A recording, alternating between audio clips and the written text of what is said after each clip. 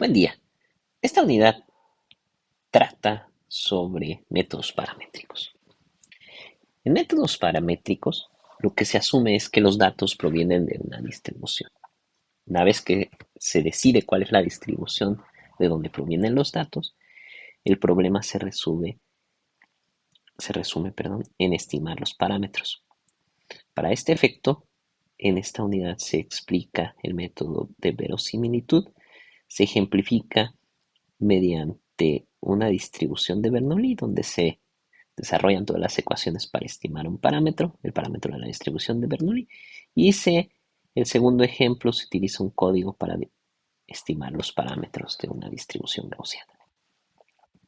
Habiendo descrito el método de estimación de parámetros, se presenta la metodología de clasificación,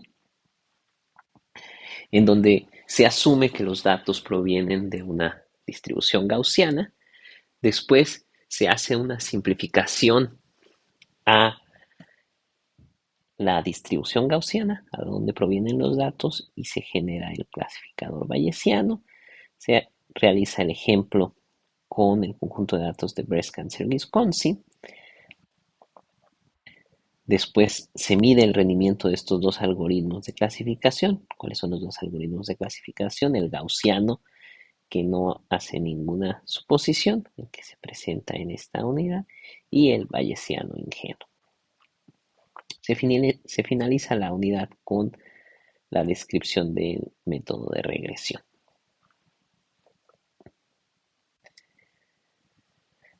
Como se mencionó, los datos se cuenta con un conjunto D.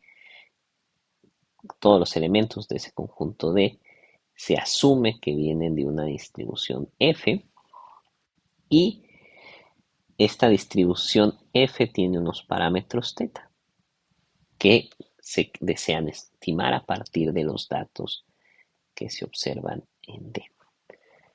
La verosimilitud es un método para estimar estos parámetros.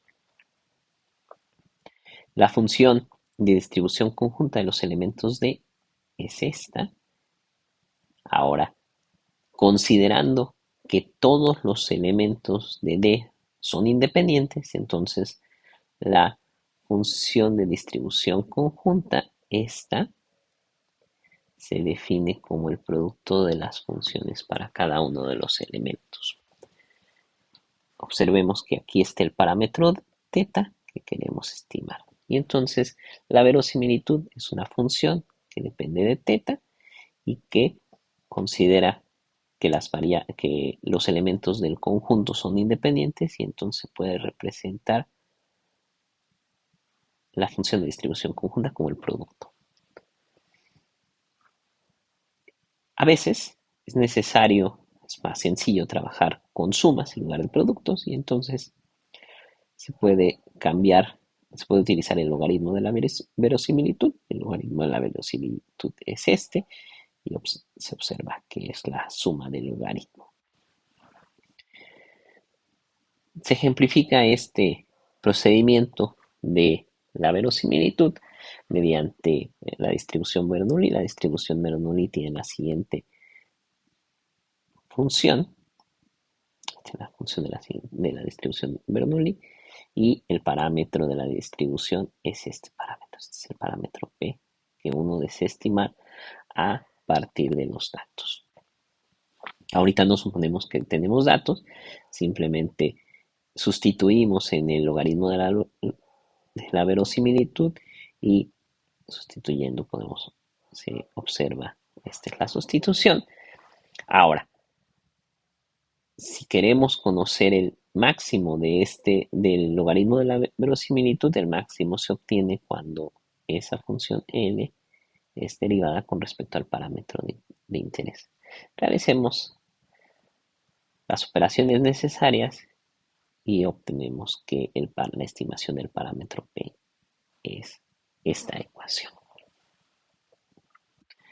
Para una distribución gaussiana, en lugar de derivar las fórmulas para obtener, vamos a hacer uso de algunas librerías. Para poner este ejemplo, lo que se realiza es un problema sintético. Vamos a generar un problema sintético con esta media, con este vector de medias y con esta matriz de covarianza. Se generan los datos con este código y ahora, dado que tenemos los datos en D, se pueden estimar los parámetros de interés. Los parámetros de interés es la media. Para encontrar la media se utiliza el siguiente código. Aquí están los datos y hay que saber cuál es el eje en el cual se va a operar. En este caso el eje es el eje 0. Los datos, la media estimada, este es el vector de media. Se puede observar que, bueno, como dado que sabemos cuál es el dato real, que el dato real es 5,5, vemos que el primer elemento es 4,9 y luego es 5,04, entonces no son 5,5 y esto es resultado de que se está muestreando y que solamente se tienen ciertos elementos ciertos datos para obtener estos parámetros. Se puede calcular el error estándar y el siguiente parámetro que se desea estimar es la matriz de covarianza, la cual se puede realizar con este código. La matriz de covarianza estimada es esta y bueno, también se ve que no es exacta, que hay un cierto error. Aquí estábamos esperando un 4, tal y como se muestra aquí, y aquí estábamos esperando un 0, tal y como se muestra aquí, y no fue lo que pasó. También se puede estimar el error estándar de la matriz de covarianza. Habiendo descrito cómo cómo estimar los parámetros tanto de una distribución Bernoulli como una distribución gaussiana, tenemos los elementos para describir el método de clasificado, la metodología de clasificación y metodología de regresión. Se cuenta con un conjunto de datos D. De este conjunto de datos D es necesario tener un conjunto de entrenamiento, el cual es un subconjunto de D. Teniendo el conjunto de entrenamiento, diseñamos el algoritmo F, el cual el primer paso es definir de dónde provienen los datos, decidir cuál es la función de la distribución de dónde provienen los datos y una vez definida esta distribución, estimar los parámetros de esa distribución utilizando el conjunto de entrenamiento. F se utiliza para predecir y después se mide el rendimiento utilizando un conjunto de prueba. Para ilustrar este procedimiento se va a utilizar un problema sintético en el cual conocemos todos los datos. Este problema sintético proviene de tres distribuciones gaussianas para las cuales se hicieron tres muestras de 1000 elementos. En X1 se tiene la primera muestra de 1000 elementos, en X2 se tiene la segunda muestra de 1000 elementos y en X3 está la tercera. Y la clase, se asigna una clase para cada muestra. Decimos que la primera muestra de 1000 elementos pertenece a la clase 1, la segunda de 1000 a la clase 2, la tercera de 1000 pertenece a la clase 3. Es muy importante recalcar que este es un problema sintético para el cual conocemos todo, incluyendo los parámetros que queremos estimar, que sería nuestra incógnita en el mundo real, donde no sabemos cuáles son los parámetros ni de qué distribución. No sabemos ni los parámetros ni la distribución de dónde provienen los datos.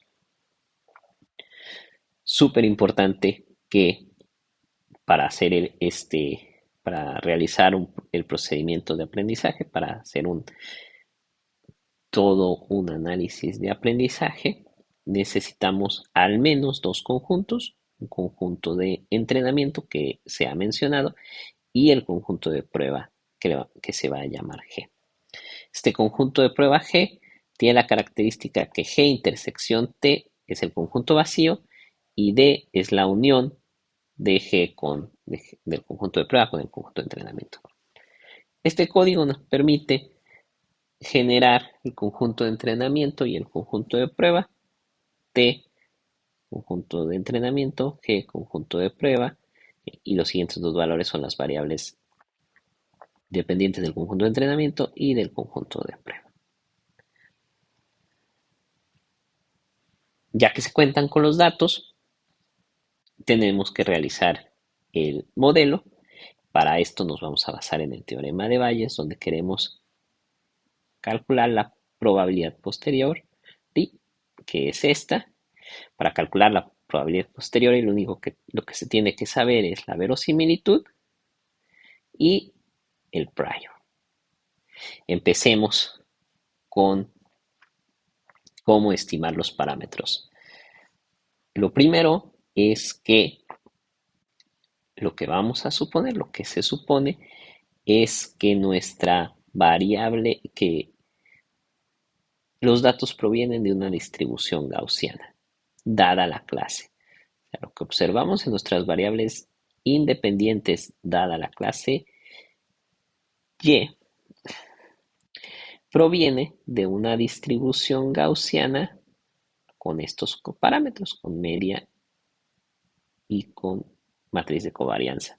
Y vean el subíndice Y para indicar que es dada una clase. Tomando esto en cuenta, lo primero que vamos a realizar, lo primero que se realiza es estimar el prior.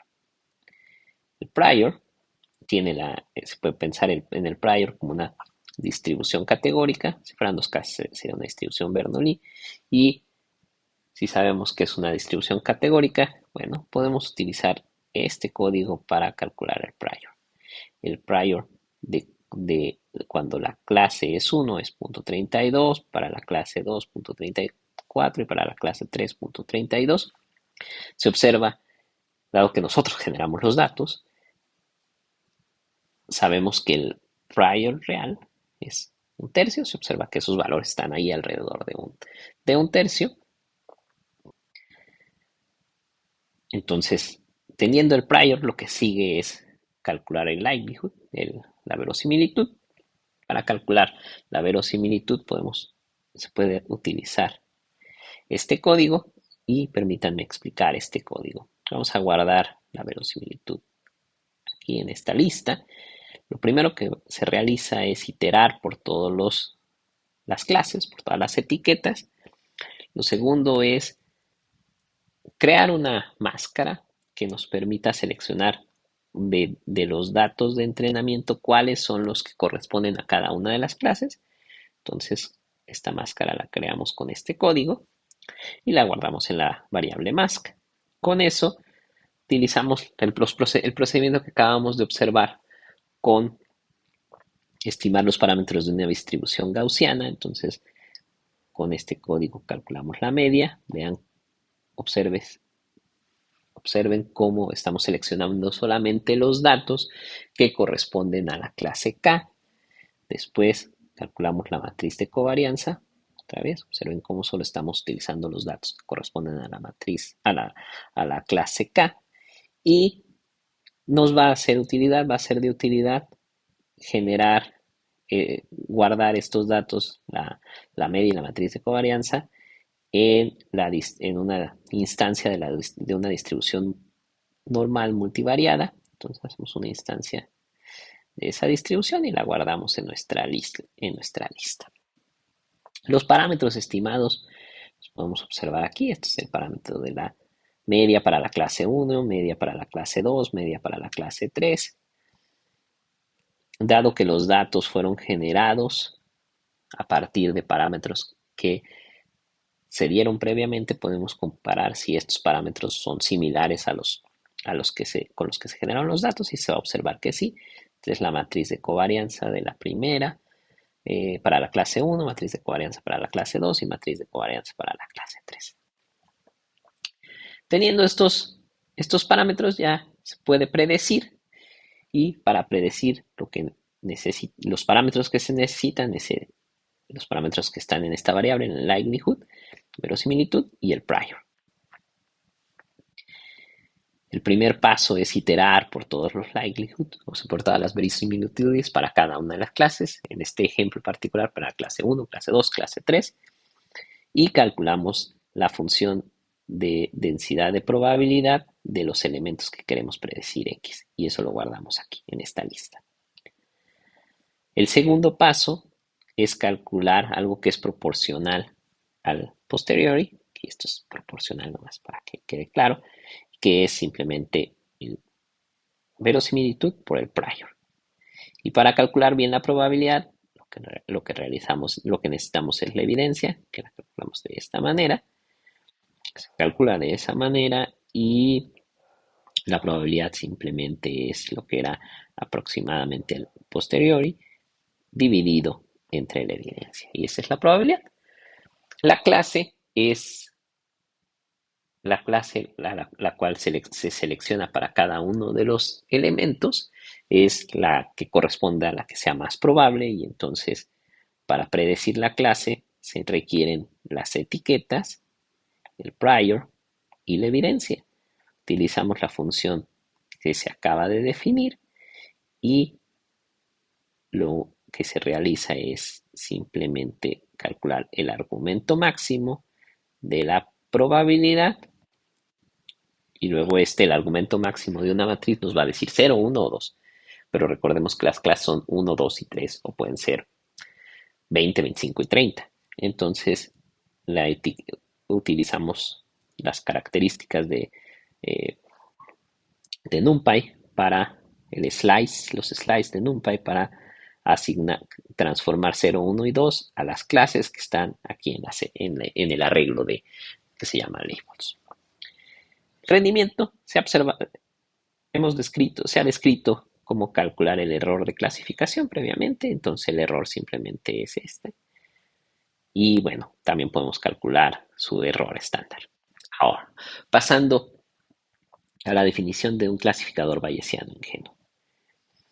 Anteriormente asumimos que la variable independiente que está en d dimensiones no puede observar, la variable independiente simplemente es un vector de variables aleatorias, x1, x2 hasta xd. Recordemos que están en RD. Y para acá, y este vector de variables definimos que venía de una distribución multivariada con esta media, con esta matriz de covarianza dada la clase Y. Ahora, la función de densidad de probabilidad conjunta es esta. Y aquí viene el truco. Si uno asume que xi y xj para toda i diferente de j son independientes, entonces la función de densidad de probabilidad conjunta se puede expresar de esta manera. Y si se puede expresar de esta manera, se puede simplificar y ahorita van a observar lo que esta simplificación hace. Pero mientras, me tomo un tiempo para explicar el algoritmo para estimar los parámetros, que es muy equivalente al algoritmo anterior. Entonces solamente voy a resaltar la diferencia, y la diferencia entre estos dos algoritmos es la forma en que se calcula en el caso anterior la matriz de covarianza y en el caso actual de un bayesiano ingenuo es un vector de varianzas. Entonces, todo lo demás sigue igual, es un vector de varianzas y el vector de varianzas lo que nos dice es, bueno, aquí están los parámetros estimados, van a ver que la media de la clase 1 es igual a que la estimada previamente, igual a clase 2, igual a clase 3 y observamos aquí en la matriz de covarianza, que lo puse como matriz de covarianza para resaltar la diferencia, es que en una matriz, lo que estamos estimando en la línea roja es la diagonal de la matriz de covarianza, porque todos los elementos fuera de la diagonal, dado que son las variables independientes, son independientes, entonces los elementos de la matriz de covarianza son cero. Los elementos fuera de la diagonal de la matriz de covarianza son cero y los únicos que tienen un valor diferente a cero son los que están en la diagonal. Y esa es la diferencia. Entonces la diferencia la podemos observar con el número de parámetros que se está estimando entre un bayesiano y un bayesiano ingenuo. En el ejemplo, vamos a poner un ejemplo y el conjunto de datos que vamos a utilizar es el conjunto de Breast Cancer Wisconsin. Lo primero que se realiza es cargar los datos. Ahora sí, podemos ver que no sabemos ni los parámetros de donde vienen estos datos ni qué distribución tienen estos datos. Lo único que conocemos es lo que está actualmente en X y en Y. Y a partir de esa información tenemos que generar un clasificador.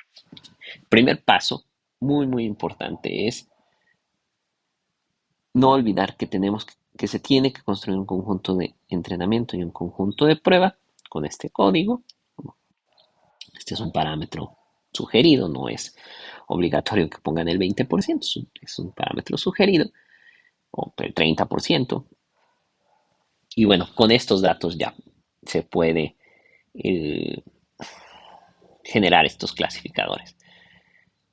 En el apéndice se pueden observar el código anterior agrupado en una clase y entonces utilizando ese código, el entrenar un clasificador bayesiano se resume a esta línea y el entrenar un clasificador bayesiano en Geno se resume a esta línea. Vean que la única diferencia es que aquí el parámetro está naive, es verdadero. La predicción se resume a predecir, a utilizar el método predict y el método predict en las dos instancias. Y el rendimiento hay un error para el clasificador gaussiano y un error para el clasificador ingenuo. Este error, el error del gaussiano es esto y el error del ingenuo es esto. Vemos que el ingenuo es un poquito superior y entonces la pregunta sería, bueno, ¿y esta diferencia es significativa? Y para ver si es significativa, lo que vamos a hacer es, utilizando una técnica de bootstrap, vamos a comparar la diferencia de los errores utilizando bootstrap y nos genera este histograma.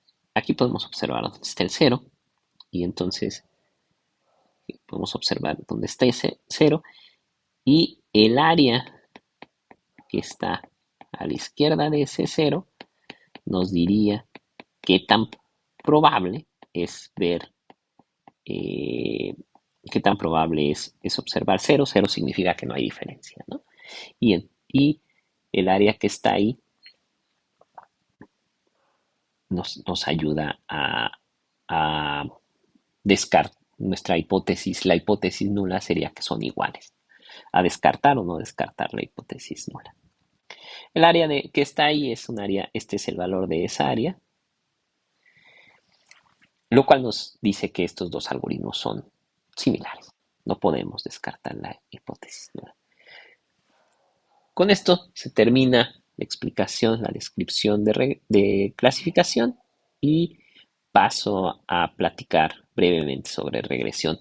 Brevemente porque es algo que ya es muy conocido, aunque son mínimos cuadrados. Entonces solamente lo voy a poner en el contexto que actualmente tenemos, que es que los datos provienen de alguna distribución. ¿Y de qué distribución? Bueno, en mínimos cuadrados uno observa la variable aleatoria y proviene de una normal y el truco está que la normal tiene una función como la media y la función depende de la variable independiente x. Y la otra parte de la función normal de la gaussiana, bueno, es el otro parámetro que es la desviación estándar. Pero uno no quiere saber que la variable independiente y, que la variable dependiente y, que la salida del modelo sea una gaussiana cuya media es una función de x, sino uno quiere saber un valor, quiere decir, bueno, quiere estimar un valor, ¿no? Entonces, el valor que se decide es la esperanza de la distribución gaussiana. Y bueno, trabajando con esto, se llega poniendo esto en verosimilitud para estimar los parámetros, cuáles son los parámetros, cuál es el parámetro de interés. El parámetro de interés es esta W y esta sigma. Pero en realidad lo que recordemos que es la esperanza, entonces lo que va a estar dada por Y, lo que nos va a dar Y solamente son los parámetros W. La verosimilitud de W y sigma es esta ecuación. No nos gusta trabajar con el producto, entonces utilizamos el logaritmo de la verosimilitud, que es esto, y haciendo las ecuaciones podemos llegar a que este es el logaritmo. Para estimar D, lo que se tiene que hacer es la derivada, para estimar las Ws, la derivada parcial de Wi de logaritmo de la verosimilitud, y esto tiene que ser igual a cero. Se resuelve esta función y podemos observar que este término no depende de W para ningún caso, entonces este término, cuando estamos hablando de la derivada parcial de Wi, este término se convierte en cero y lo único que importa es esto. Y aquí podemos observar cómo esta parte es mínimos cuadrados ordinarios. Se puede, una forma de deducir esto es a través de álgebra. Y bueno, llegamos a esta ecuación que es equivalente, esta ecuación que es equivalente. Y esta ecuación nos permite estimar también cuál es el error estándar de cada uno de los Ws. Con esto llegamos, se llega al fin de la descripción de métodos paramétricos. Falta la parte de el ejemplo de diabetes, que es muy equivalente al ejemplo de clasificación.